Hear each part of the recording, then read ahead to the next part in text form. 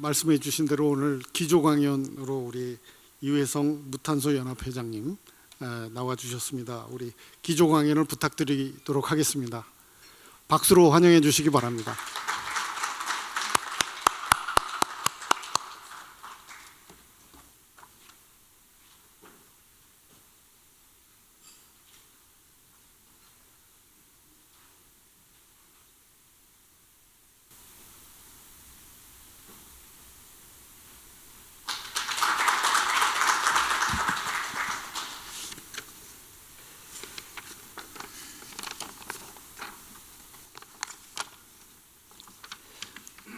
오늘 저를 이렇게 초대해 주셔서 대단히 고맙습니다. 또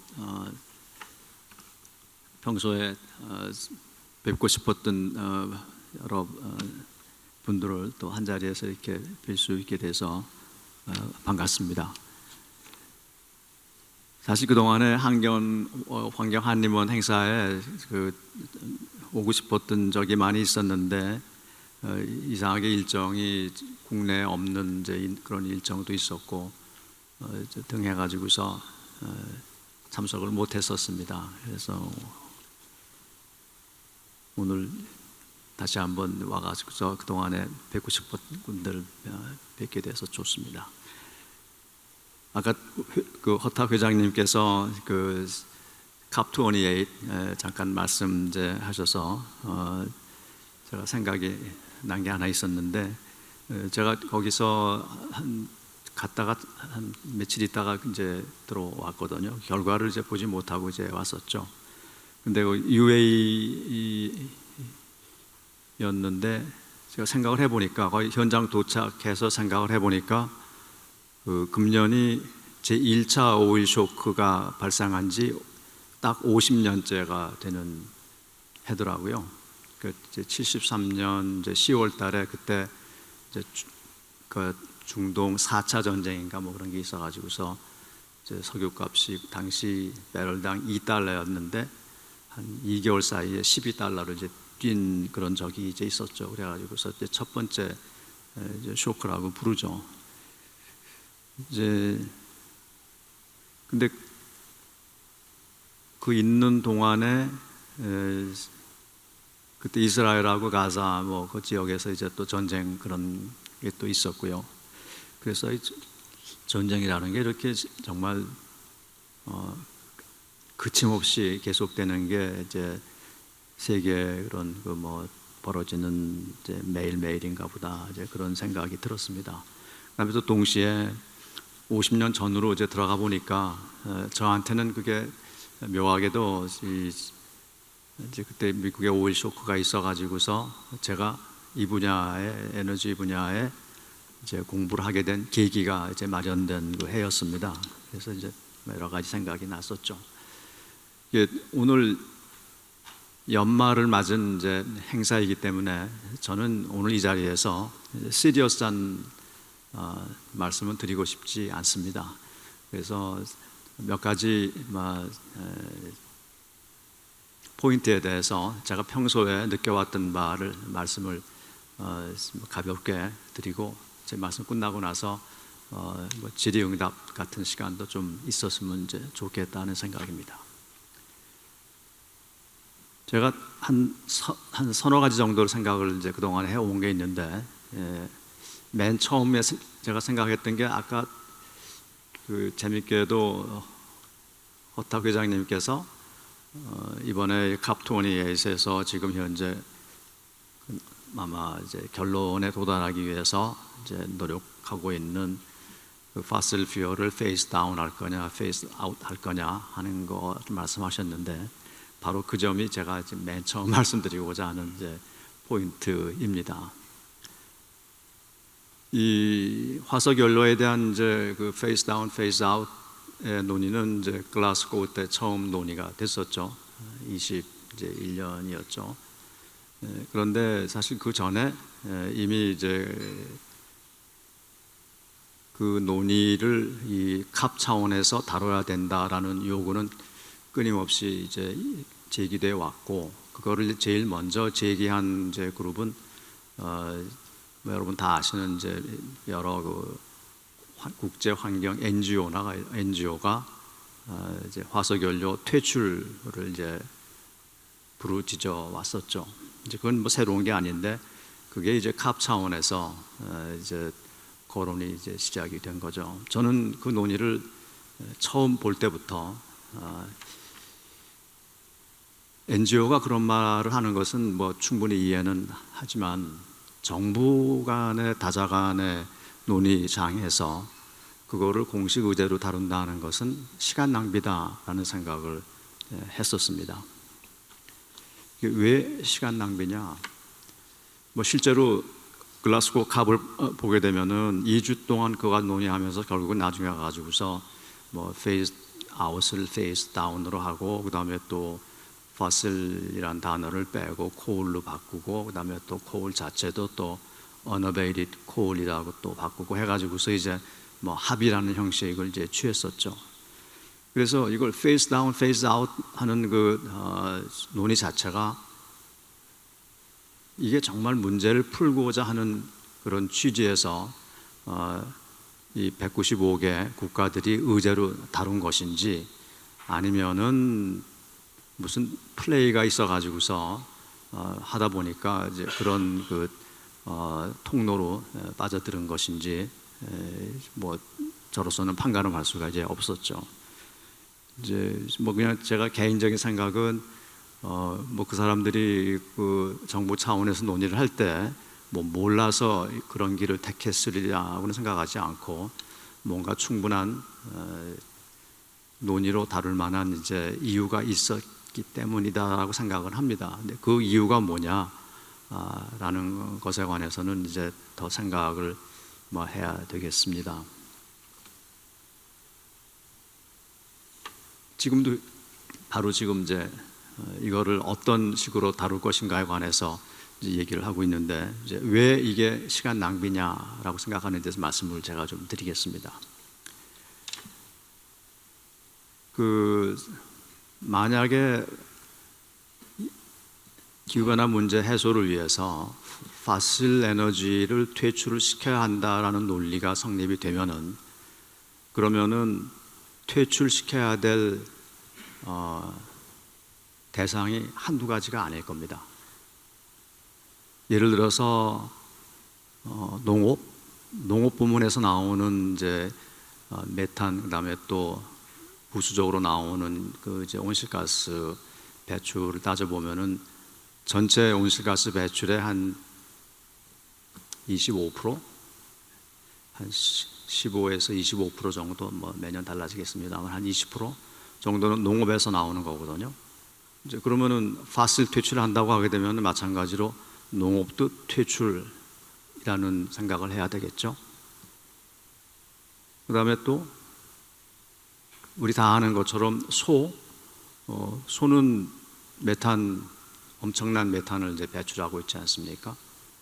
그래서 그러면은 같은 논리라면은 소도 퇴출을 이제 시켜야 되겠죠. 또 마찬가지로 인간도 탄소 배출하니까 말이죠. 그러면 지금 사람 숫자가 너무 많아져 가지고서 지금 여러 가지 문제가 발생하고 있는데 전 지구적으로 인간도 어느 적정 수준 넘어가면 퇴출을 해야 되는 게 옳다고 논리를 세울 수 있겠죠. 때문에 문제가 되는 것은 온실가스 배출이지 온실가스를 누가 어떤 섹터가 배출하느냐 하는 것은 그건 이슈가 아니죠. 제가 봤을 때 그렇게 볼 수밖에 없었습니다. 그래서 그 논의를 처음 이 정부 차원에서 다룰 때 아니 모든 정보를 갖고 있고 영리한 사람들이 왜 그런 루트를 택했을까 이해가 되지를 않았습니다. 그래서 아마 그때 나왔을 때 보나마나 이제 이 사람들은 이거 가지고서 앞으로 한 5, 6년 또 논의하겠구나. 뭐 아닌 말로 금년에도 또 그런 논의가 또 있죠. 아마 내년에도 또 할 겁니다. 틀림없이. 그러고 나서 이제 페이스 다운 대신에 페이스 아웃 대신에 페이스 다운 했으니까 성과라고 이제 또 박수치고 이제 그러는 거죠. 포인트는 배출가스를 0으로 해야만 된다는 게 이제 포인트 아닙니까? 이제 그러려면은 그건 기술의 문제겠죠. 테크놀로지의 문제고, 그 다음에 모든 뭐 온실가스를 포함해서 그 동안에 이제 테크놀로지에 의해서 경제가 발전해 왔는데 그거에 따라서 여러 가지 이제 부산물이 발생했고 그 부산물에 대한 이제 이 경제적인 피해, 그다음에 또 생태적인 피해 잘 알려져 왔고 또 앞으로 더 알려질 게 많이 있겠습니다만은 이제 그러한 그 피해는 이 기술적인 그 이제 노하우 또 다른 발전 방식을 통해 가지고서 해소가 되어 왔죠. 결국은 테크놀로지의 문제겠죠. 따라서 앞으로 이산화탄소 배출의 문제도 우리가 알고 있는 그동안의 패턴을 본다면은 테크놀로지에서 해결 방안이 이제 나올 수밖에 이제 없겠죠. 이미 뭐 CCS, CCUS 많은 논의가 이제 진행되고 있고, 그다음에 또 거기 더 붙여가지고서 이제 대기 중에서 직접 이산화탄소를 흡수하는 이제 기술 Direct Air Capture라는 이제 테크놀로지도 지금 많이 또 투자가 이제 벌어지고 이제 있죠. 모든 테크놀로지는 돌이켜 보면은 이제 항상 그 사이드 이펙트를 항상 이제 가져오죠. 그러면 그 사이드 이펙트를 또 치유하기 위해서 또 다른 기술이 투입돼 가지고서 그 사이드 이펙트 해결하고 한 걸음 더 나아가는데 그 한 걸음 더 나아가는 그 단계에서 또 다른 또 사이드 이펙트가 또 발생하죠. 그러면 또 다른 기술을 집어넣어 가지고 그것도 풀어 나가고 항상 그 뭐 악순환이라면 좀 이상하겠지만은 이제 그렇게 해서 현재까지의 경제 발전이 이루어져 온 거죠. 아까 제가 이제 50년 전에 이제 1차 오일 쇼크 뭐 말씀드리고 그런 게 있었는데 그 당시에 휘발유에서 발생되는 가장 커다란 문제로 이해됐던 게 뭔가 하면 휘발유에 납이 포함돼 가지고서 납에 의한 이제 피해가 그때 처음 보고되기 시작을 했었어요. 그래 가지고서 그걸 어떻게 해결할 것이냐 가지고서 그 전체 오일 앤 가스 인더스트리가 이제 고심을 이제 하는 걸 제가 본 적이 있었는데 그때 뭐 기술 문제로 다 해결을 했죠. 그 뒤에 뭐 애시드 레인 등등 여러 가지 문제, 오일 그 이제 프로덕션과 컨섬션에 따른 여러 가지 부산물의 문제가 있었는데 이제 해결을 해왔죠. 그래서 정작 이 이산화탄소 그 문제의 핵심에 있는 이 오일 앤 가스 인더스트리의 그 이제 표정을 보면은 그러면은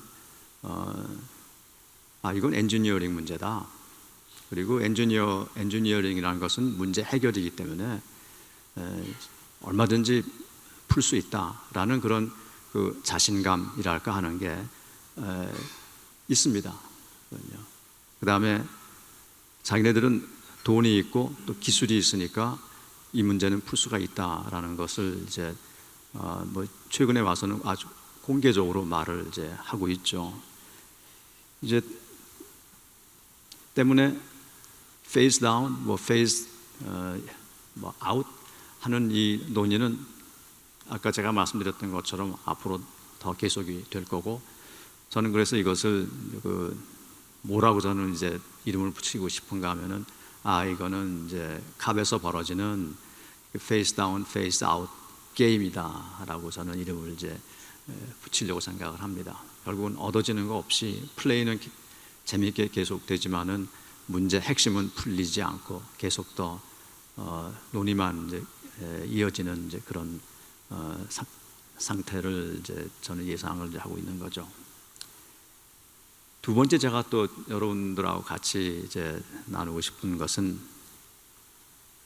이번 회의에서 UAE가 이제 뭘 제안했냐면은 리뉴어블 에너지의 그 캐파시티를 3배로 이제 3배 타겟을 세우자 그걸 이제 내세웠고 동시에 이제 에너지 효율성 그 개선 그 타겟을 2배로 늘리자라는 걸 제안을 했습니다. 그다음에 이제 UAE가 이제 또 뭘 제안했냐면은 이제 원자력의 캐파시티를 또 3배로 늘리자. 그래서 트리플링 뭐 에너지 에피션시는 더블링. 이제 이런 식으로 그 타겟을 이제 세팅하는 게 이번 회의에서 상당히 눈에 띄게 두드러졌어요. 저는 그걸 보면서 그게 문제 해결에 과연 얼마나 도움이 될까? 리뉴어블 커패시티를 3배로 늘리는 것을 선언하고 전 세계가 그렇게 하자라고 하는 것이 얼마나 문제 해결에 도움이 될까? 제가 왜 그런 말씀을 드리냐면은 그렇게 트리플링, 더블링을 제안한다면은 왜 파이낸싱, 클라이밋 파이낸싱에 대해서는 타겟을 세우지 않느냐 하는 겁니다. 왜 클라이밋 파이낸싱 지금 잘 안 되고 있는 거 다 아는 상태에서 그거는 트리플링 하겠다란 말을 왜 안 하는지.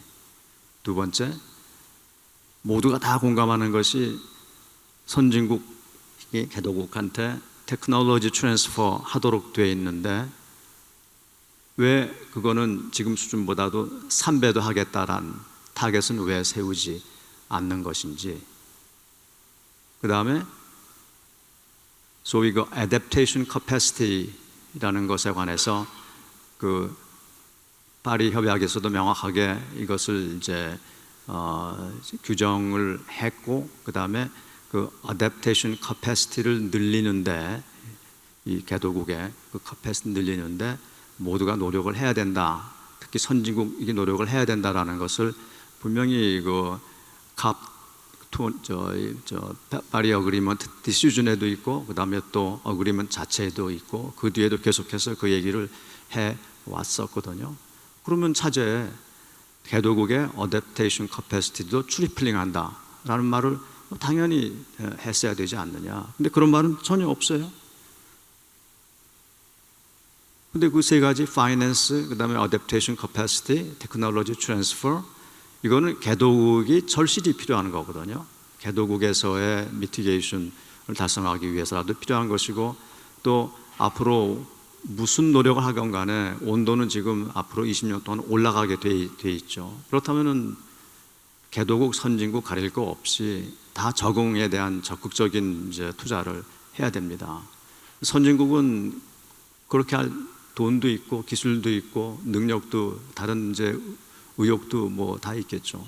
개도국은 전혀 없는 상황이거든요. 왜 거기에는 그런 트리플링이라는 단어가 왜 빠져 있는지. 저는 그래서 리뉴어블의 트리플링 3배, 그 다음에 또 누클리어의 트리플링 3배, 또 에너지 에피션시 트리플링 3배, 정말 필요한 부분에 관해서는 그런 타겟 설정을 안 하고 있고 195개 국가들이 모여가지고서 그냥 멋지게 보이는 어떤 그 요식 행위 같은 것을 이제 가진 게 아니겠는가, 이제 그런 생각을 이제 피할 수가 없습니다. 그럼 왜 이 금융 또 테크놀로지 이런 부분에 관해서는 그런 그 타겟을 얘기할 그런 분위기조차 아니었을까? 생각을 해보면은 이 금융이나 테크놀로지라는 것은 상당 부분 마켓 파워에 의해서 결정이 되는 것이죠. 따라서 국가 권력이 합의를 하든 안 하든 그건 막 우리가 흔히 얘기하는 시장의 그 다이내믹스에 의해 가지고서 국가 간의 클라이밋 파이낸싱이나 뭐 테크놀로지의 이제 거래가 이제 이루어지기 때문에 그런 현실을 무슨 타겟 가지고서 타겟한다라는 거에 관해서 막 스스로 어떤 그 리밋들을 스스로 발견하지 않았나, 이제 그런 그 생각을 하게 됩니다.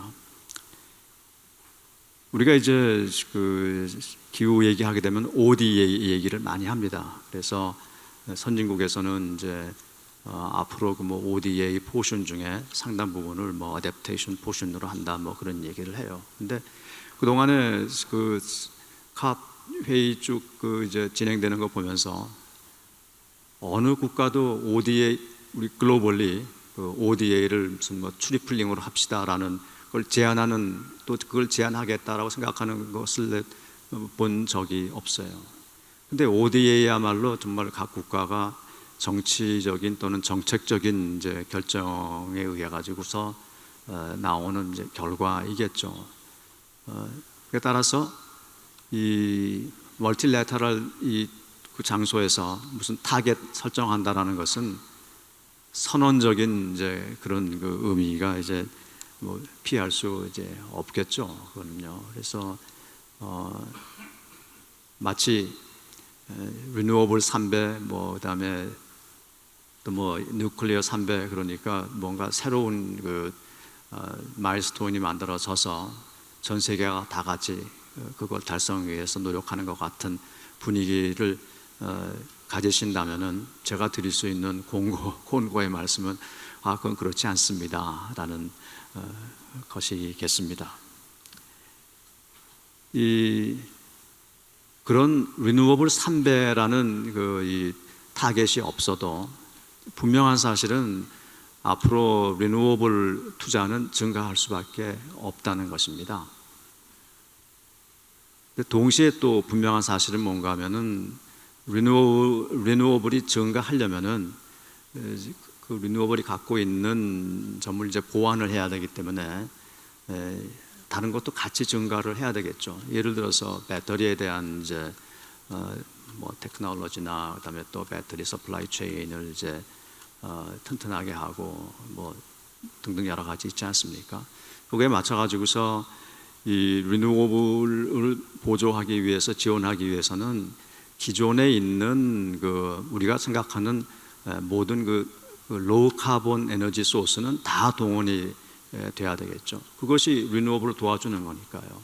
그러면 여기서 로우 카본 에너지 소스라는 게 뭐냐? 원자력, 지금 SMR 당연히 로우 카본 에너지 소스가 될 것이고, 그 다음에 수소 당연히 그 소스가 이제 될 것이고, 아모니아 당연히 로우 카본 에너지 소스가 될 것이고, 그 다음에 또 뭐 그걸 이제 그렇게 안 되는 경우에는 이제 CCUS나 뭐 CCS 동원한 이제 기술, 이 모든 기술이 다 동원돼 가지고서 한 포트폴리오 안에서 움직일 때 그때 리뉴어블이 더 많은 성장을 할 수가 있겠죠. 이제 어느 한 기술에 집중해 가지고서 내가 이뻐하는 기술 가지고 그걸 이제 올인한다, 또는 내가 싫어하는 기술은 배척하고 어떤 그 이제 배척해 가지고서 이 포트폴리오를 구성을 해서 뭐 1.5도 달성을 이제 추구한다. 이제 그런 거에 관해서 IPCC가 이제 여러 가지 케이스를 놓고서 검증을 해본 결과 나온 결론은 그렇게 하면 할수록 비용은 올라간다, 감축 비용은 올라간다라는 거였습니다. 포트폴리오 안에 모든 그 가용한 기술과 옵션을 넣은 상태에서 조절해 나가는 것이 목표 온난화 목표의 그 달성을, 온난화 저지 목표의 달성을 위해서 가장 이 코스트 이펙티브한 방법이다라는 것이었습니다. 다시 말해서 기술 중립적인 어프로치가 가장 코스트 이펙티브한 것이다. 뭐 코스트 이펙티브한 게 관심이 없다 하면 그건 뭐 다른 얘기겠죠. 이제 그런 이제 차원에서 봤을 때 이 특정 에너지 원에 집착을 해가지고서 기후 문제를 풀겠다 하는 것은 어느 정도까지 코스트를 감내할 수 있겠다라는 것을 말하는 거와 같다고 볼 수가 있겠죠. 그런데 내가 그 코스트를 감내할 수 있는 수준과 그 다음에 다른 사람이 그 코스트를 감내할 수 있는 수준은 서로 다르겠죠. 그러면 내가 감내할 수 있는 수준을 생각해 가지고 이것이 글로벌리 적정하다라고 생각해서 이렇게 해야 한다라고 밀어붙이면은 그거는 옳지가 않겠죠. 그건 독선이라고 볼 수가 있겠죠. 저는 그런 그 독선적인 그런 기후 정책의 행태를 IPCC를 이렇게 해오면서 전 너무나 많이 봤습니다. 그걸 이제 기후 환경 보호라는 그런 그 명목 하에서 이제 벌어지고 있는 것을 보면서 이거는 정말 아니다. 그런 걸 너무 많이 이제 느꼈습니다. 예를 들어서 우리 지금 다 알고 있는 사실이죠. 이제 바이어가 난 물건 사는데 너희들이 만든 제품은 이게 카본 프리 제품이어야 된다. 소위 바이어의 이제 그 구매력을 이용을 해서 디카보니제이션 전략을 핀다라는 거죠. 그래서 그렇게 했을 때 그런 바이어들의 그 언행에 관해서, 그런 그 취지에 관해서 많은 사람들이 박수를 보냈어요. 이 서플라이 체인을 디카보나이즈 해가지고서 1.5도 달성에 이제 크게 기여하는 거다. IPCC는 그런 식의 어프로치를 권장한 적도 없죠. 근데 그렇게 이제 이용을 하면서 IPCC의 보고서가 이제에 의하면 하면서 이제 또 말을 합니다. 그런데 그렇게 요구하는 그 바이어는 그러면 자기가 만들어내는 제품은 그럼 디카보나이즈 된 프로세스를 거쳐서 만들어냈느냐? 그건 아니더라고요. 그러니까 자기는 변하지 않으면서 자기하고 거래하고 있는 다른 사람한테는 변화라고 요구하는 거죠. 우리가 23년에 마무리한 이제 그 6차 보고서에 보면 거기 테이블 하나가 있어요. 뭔가 하면은 이제 여러분 잘 아시는 것처럼 이제 이산화탄소 배출은 이 생산 기준으로 해서 계산할 수도 있고, 그다음에 또 소비 기준으로 해서 계산할 수도 있죠. 근데 이제 보통 그 부자 나라일수록, 그 선진국일수록 이제 이 소비 기준에 이산화탄소의 배출이 이 생산 기준 이산화탄소 배출보다 더 이제 높죠. 근데 그건 아주 뭐 컨시스턴트하게 이제 그렇게 높아요. 이제 그런 상황에서 이제 그런 나라들이 소위 CBM 그 보더 카본 보더 그 텍스를 이제 임포스하겠다 하면은 그게 과연 그 지구 환경 그 개선에 도움이 되는 것인가? 그거는 공장은 이제 다른 나라에 지어놓고 그 다음에 그 공장에서 깨끗한 물건 갖다 놓지 않으면은 벌금 매기겠다라는 이제 얘기겠죠. 오히려 진정성이 있다면은 우리가 카본 텍스를 보도해서 매길 텐데 거기서 들어오는 그 텍스의 그 수익, 레버누는 우리가 수입을 한 그 국가에 돌려줘 가지고서 그 국가가 디카보나이즈 하는 데 쓰도록 하겠다라고 말한다면은 그건 진정으로 글로벌의 그 산업의 글로벌 디카보니제이션을 위한 이제 노력이라고 생각을 할 수가 있겠죠. 지나치게 나는 깨끗한데 너는 나보다 덜 깨끗하니까 나만큼 깨끗하라 하는 얘기인데, 근데 너만큼 깨끗하려고 보니까 너도 별로 그렇게 깨끗한 건 아니다 라는 걸 제3자는 볼 수밖에 없는 이제 그런 상황이죠. 우크라이나 전쟁이 터져가지고서 여러분 잘 아시는 것처럼 유럽은 석탄을 뗐어요. 갑자기 모든 게 끊어져 버리니까. 근데 사실 그거는 후한무치한 행태거든요. 추우면 추웠지 석탄 떼지 말아야죠. 그동안에 그 사람들이 해온 언행을 보면 말이죠. 아프리카의 이제 주요 국가 중에 하나인데 자기네 땅 밑에 천연가스가 있다는 얘기입니다. 그래서 그걸 개발하면은 자기네들 이제 나라 재정에 큰 도움이 돼 가지고서 여러 가지 플랜을 이제 세우고 있는데, 그 유럽에 이제 그 와가지고서 그거 개발하지 말라. 왜냐? 그거 개발하면은 이산화탄소 배출되고 1.5도 달성에 방해된다. 개발하지 말라. 압력을 이렇게 넣었대요. 그래가지고서 그 사람들이 이제 원조도 대주고 하니까 이거 뭐 개발한다 그러면 또 무슨 뭐 병원 짓는 데 들어가는 이제 돈 깎는다라고 이제 하고 그러니까 뭐 그런 분위기였는가 봐요. 그러다가 우크라이나 터지니까 바로 그 똑같은 그 사람이 와가지고서, 유럽 사람인데 와가지고서 그 천연가스 개발 좀 해달라고 요청을 이제 했다는 겁니다. 뭘 어떤 식으로 말을 열었냐면은 내가 생각을 여차여차해서 내가 생각을 바꿨습니다. 뭐 그런 것이 아니고 내가 제2의 제안을 하겠습니다라고 말을 했대요. 마치 여러 개 대안을 놓고서 검토하는 것 같은 이제 그런 태도였다는 거죠. 이제 그 사람 얘기는 뭔가 하면은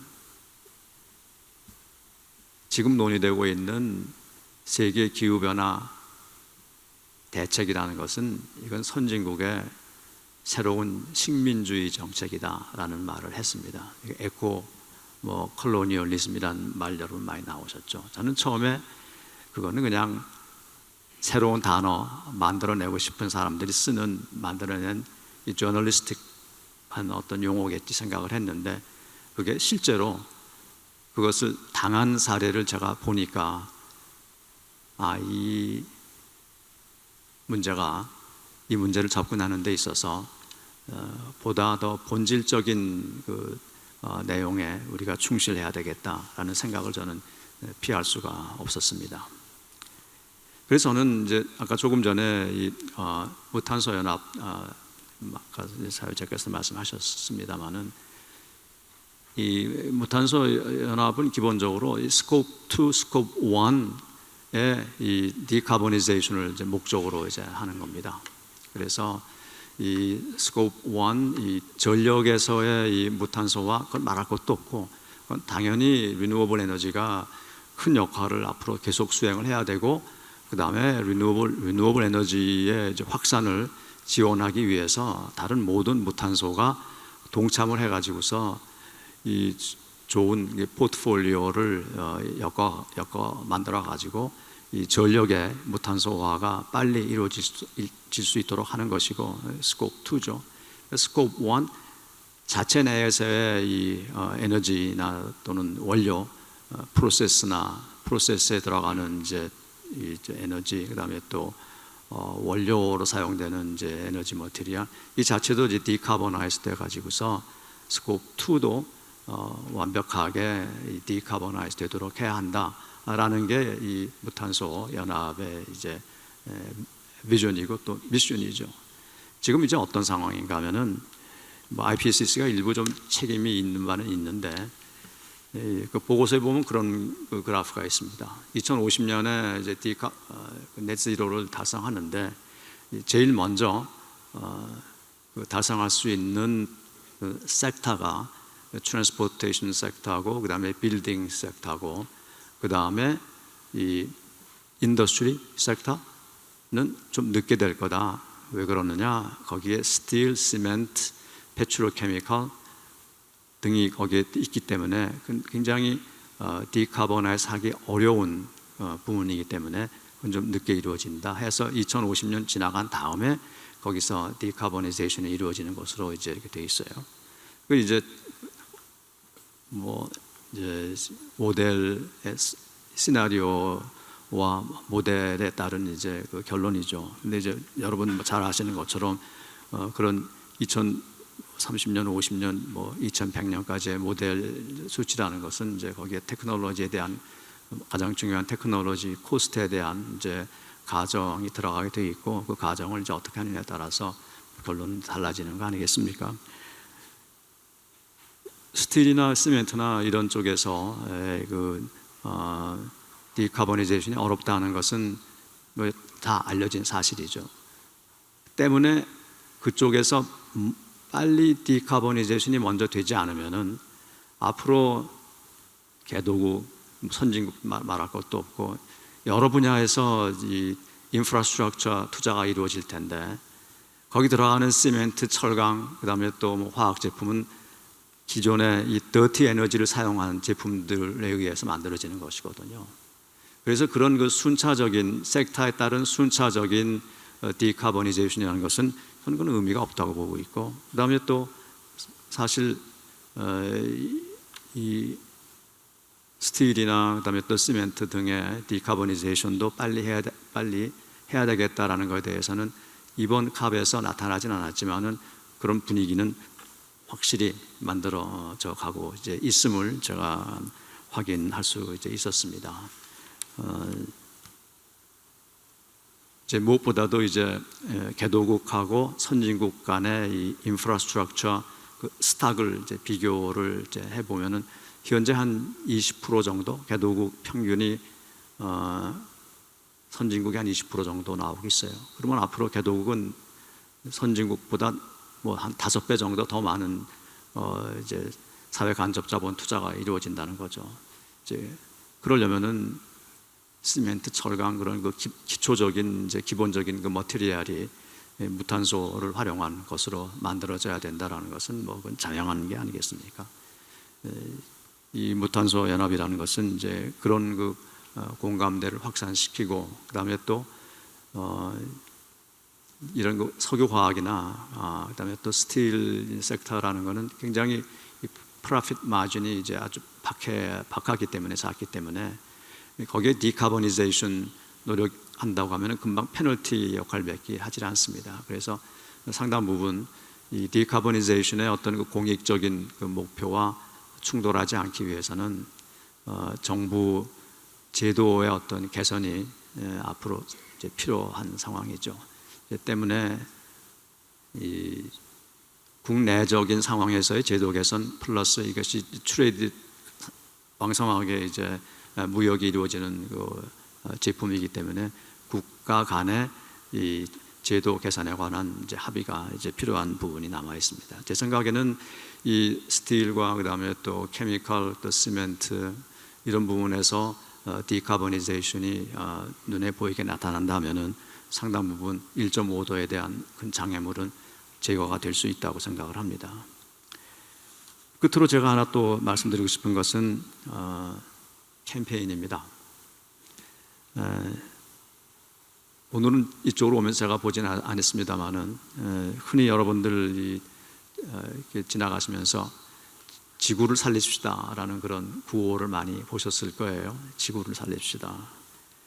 그다음에 또 뭐 북극곰을 이제 살립시다. 뭐 또는 뭐 북극곰이 뭐 살려주세요라는 그런 이제 그림도 있고, 그다음에 또 그 뭐 여러 단체에서 기후 변화 관련된 이제 포스터를 뭐 이렇게 포스터 경연전을 벌리고 이제 그럴 때 뭐 기회가 돼서 가서 이렇게 보면은 상당 부분 이 물론 이제 초등학교 학생들 대상으로 하는 그런 거죠.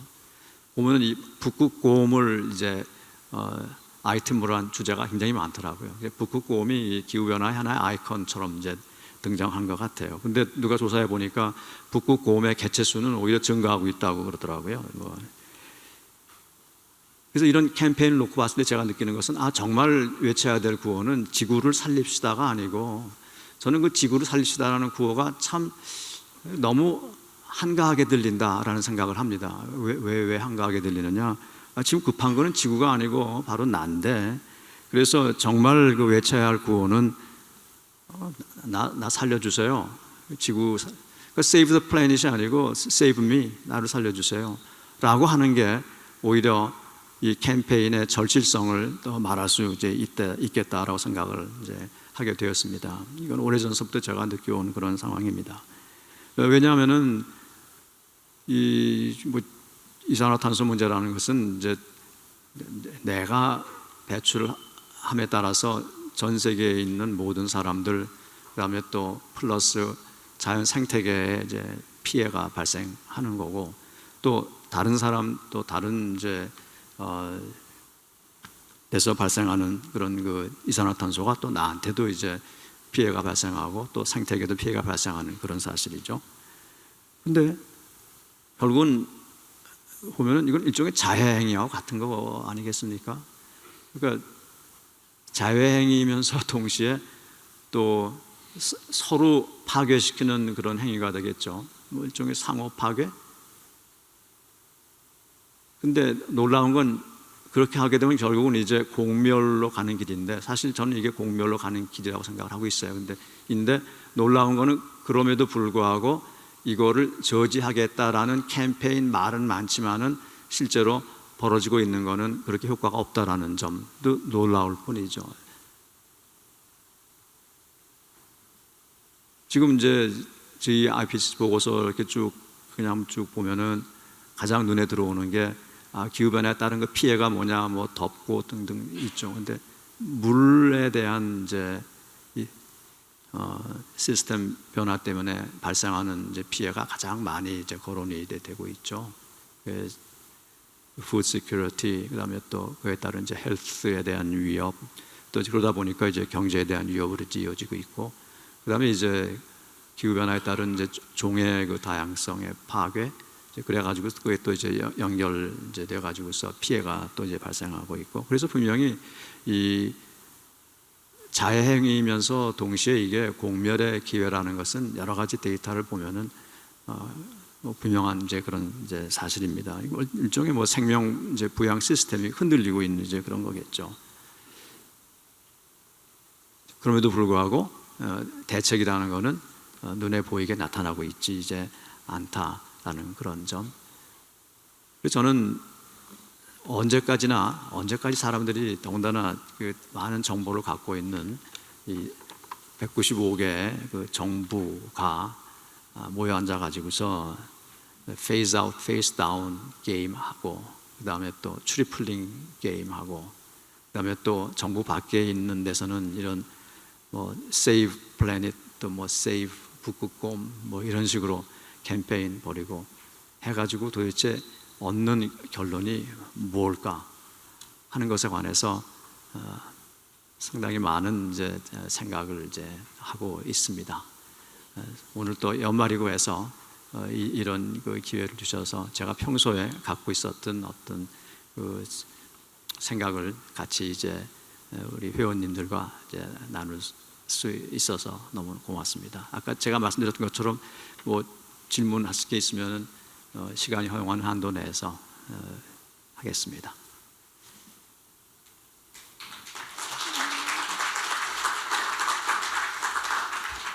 질문 있으신 분 손을 들어 좀 표시해 주시면 마이크를 전달해 드리도록 하겠습니다.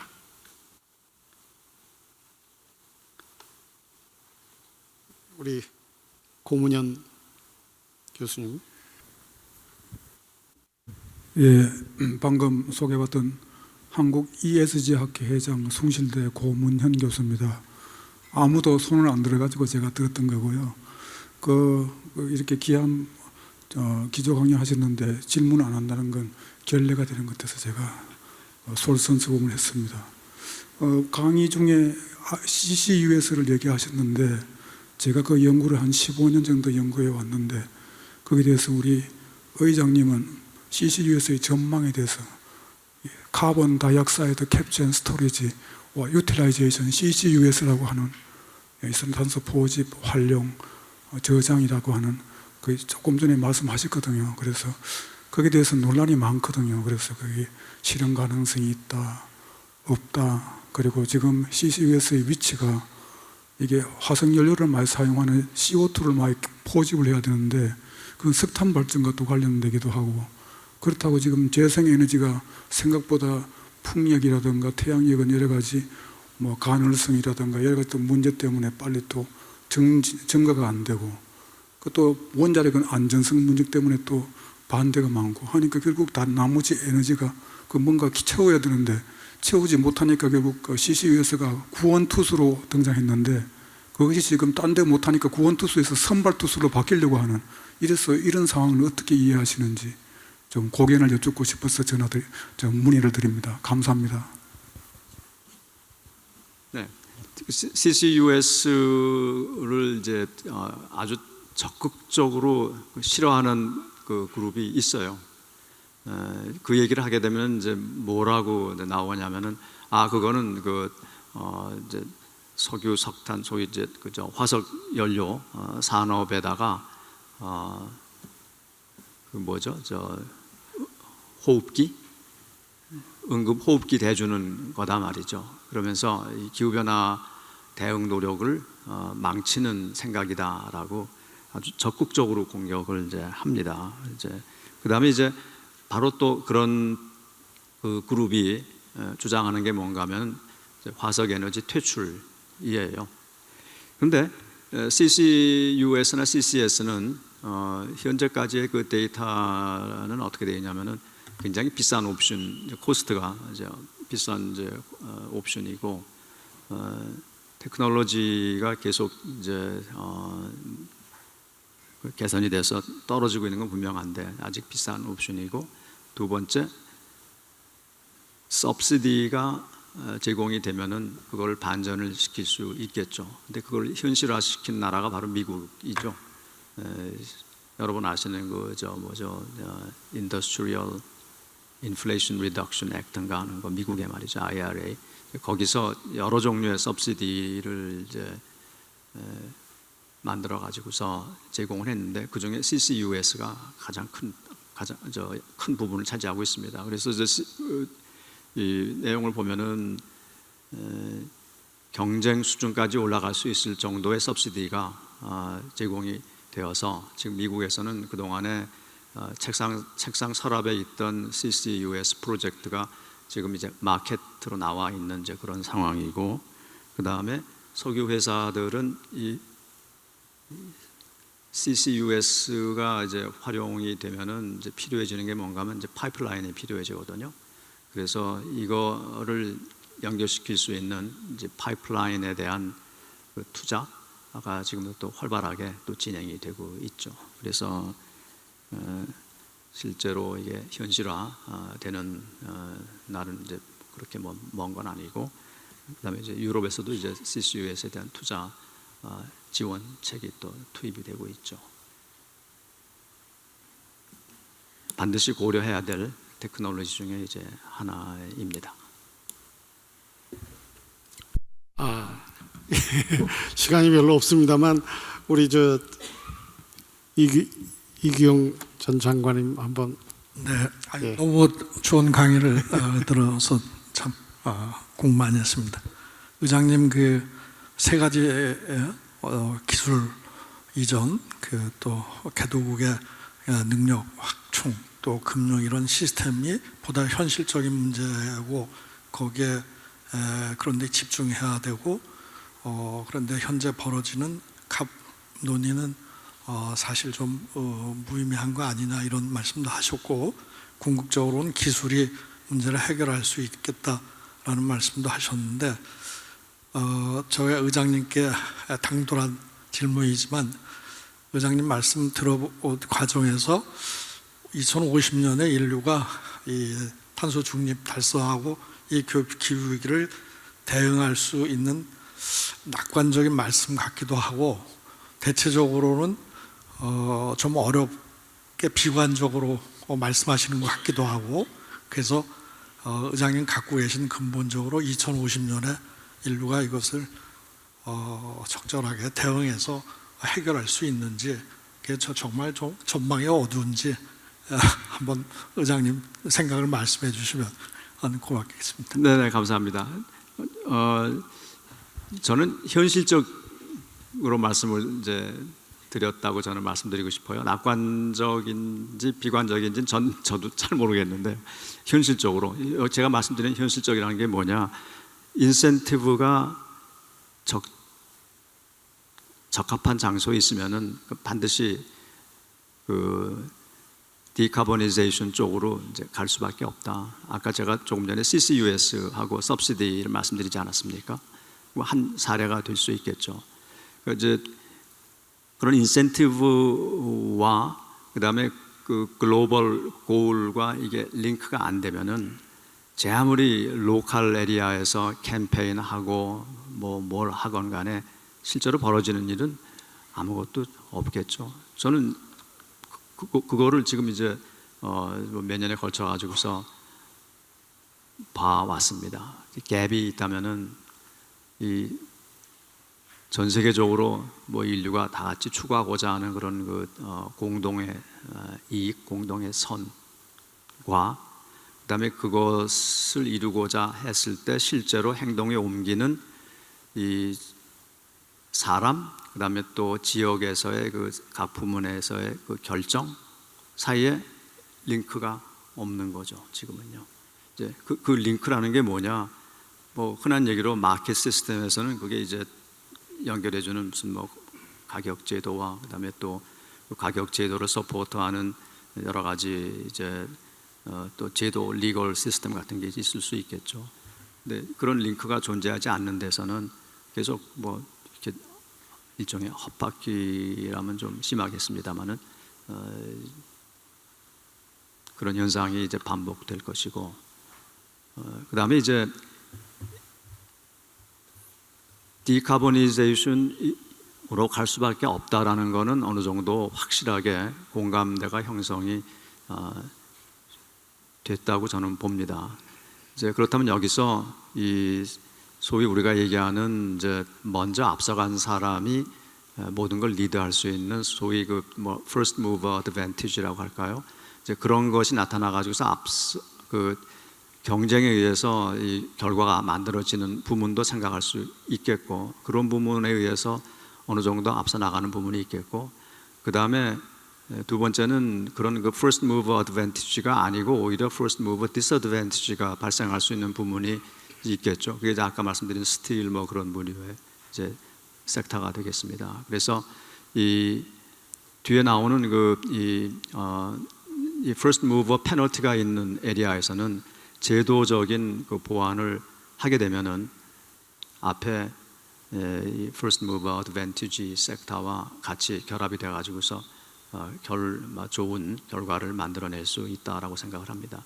결과적으로 기술과 돈인데, 글로벌이 봤을 때 기술과 돈은 뭐 이건 제 얘기가 아니고 모든 그걸 이제 분석한 데이터를 보면 글로벌리 기술과 돈은 부족한 게 하나도 없다는 얘기거든요. 단지 이게 필요한 부분에 얼마큼 가느냐에 따라서 이제 문제가 발생하는 것이니까요. 그런 면에서 보면은 저는 현실적이면서도 그다음에 또 뭐 낙관적이라고 볼 수가 있겠죠. 그러나 또 비관적인 면도 있습니다. 근데 오늘 마침 연말이고 한데 비관적인 말은 제가 드리고 싶지 않습니다. 여러분 대단히 감사합니다. 예, 우리 감사합니다. 유해성 무탄소연합회 회장님, 아주 귀중한 그런 기조 강연 감사합니다.